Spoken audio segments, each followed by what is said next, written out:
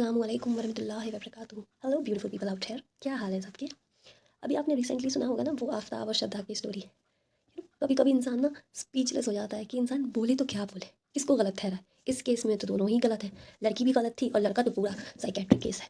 उसको तो ट्रीटमेंट लेनी चाहिए नदीम सर से, और कुछ नहीं हो सकता उस बंदा का।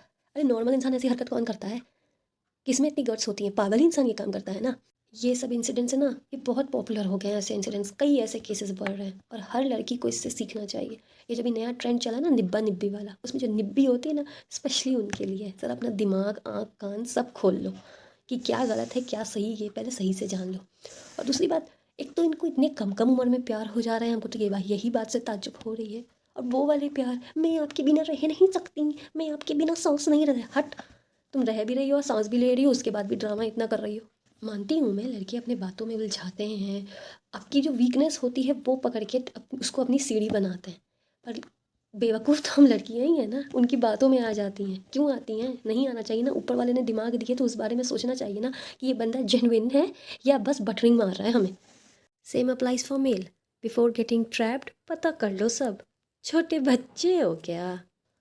बहरहाल यहाँ टॉपिक है श्रद्धा और आफ्ताब की। तो मैं कुछ पॉइंट्स हाईलाइट करना चाहूँगी। जैसे श्रद्धा के बारे में, उसने अपने पेरेंट्स से बगावत करके लिव इन में रहने गई, ये बोल के कि मैं अब 25 साल की हो गई हूँ, मैं अपनी डिसीज़न खुद ले सकती हूँ, अगर आपने ऐसा कुछ रोक टोक किया तो मैं आपसे रिश्ता उश्ता सब तोड़ दूँगी। तो ये गलत है ना। माँ बाप को ना खुश करके आज तक मुझे हिस्ट्री में बता दीजिए कौन बंदा खुश रहा है। कोई नहीं रहा है। माँ बाप वो चीज़ है कि ठीक है, कई पेरेंट्स भी गलत होते हैं, मानती हूँ मैं। इसका मतलब ये नहीं है कि आप माँ बाप से रिश्ता तोड़ दोगे या उन्हें इमोशनल ब्लैकमेल करोगे कि मैं अपनी डिसीजन खुद ले सकती हूँ, ये ले सकती हूँ, वो ले सकती हूँ। लिव इन में रहना it's your choice, I can't object. Because ये अभी ट्रेंड चला हुआ है, सब रह रहे हैं एक दूसरे को जानने के लिए, सब मतलब साथ में रह रहे हैं। पर आप जब सामने वाले का पहले नेचर देख चुके हो, ऐसा तो नहीं कि पहले उसने आपको कभी झाड़ा नहीं होगा, अब्यूज़ नहीं किया होगा, मारा नहीं होगा। जब आप वो नेचर देख लिए हो, फिर आपको उस बंदे पे ट्रस्ट करके आगे कदम नहीं बढ़ानी चाहिए थी। फितरत किसी की बदलती नहीं है, अगर वो अब्यूसिव नेचर का है तो वो ही रहेगा, चाहे आज हो या बाद में हो। और दूसरी बात, start saying no and standing for yourself.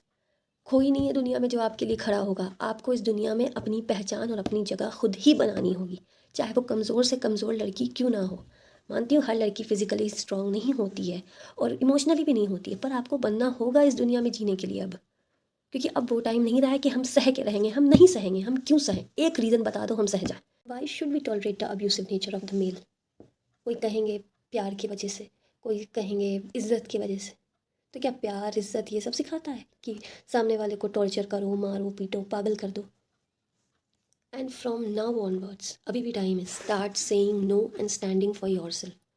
अगर सामने वाला बदतमीज़ी कर रहा है और कुछ भी कर रहा है, उसको मना करो। नहीं सुनता है, बोलो ए चल निकल पतली गली से। You don't have to tolerate this, आपको टॉलरेट नहीं करना है। बोल्ड बनो। और दूसरी बात, मैं जानती हूँ कुछ लाइफ के एक्सपीरियंसेस एक्सपीरियंस करके मिलते हैं, पर ऐसे एक्सपीरियंस की क्या फ़ायदा कि आप फिर ज़िंदा ही ना हो अपनी गलती सुधारने के लिए।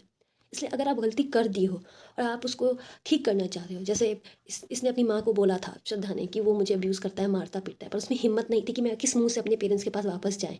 ये थॉट मत लाओ कि किस मुंह से जाए। आपको 35 पीसेस से बटने में अच्छे मतलब उससे ज़्यादा तो तकलीफ़ नहीं होगी, आपके गट्स पे नहीं तकलीफ़ होगी अगर आप अपने पेरेंट्स के पास चले जाओगे तो। वो बात अलग है, पेरेंट्स कैसे डील करेंगे क्या करेंगे वो अलग बात है, वो बात की बात है। पर आप ये जो आपने एक मॉन्स्टर के हाथ अपनी ज़िंदगी आपने ख़त्म की है, ये चीज़ तो नहीं ना होगा ना। आई डोंट नो, आज के भी ज़माने में कई लड़कियां हैं या फीमेल्स हैं जो सफ़र कर रही हैं टॉक्सिक रिलेशनशिप एंड मैरिज से। अगर आपसे हैंडल हो रहा है तो हैंडल करिए, नहीं हो रहा है तो just get out of it. You don't have to suffer और टॉलरेट दैट रिलेशनशिप।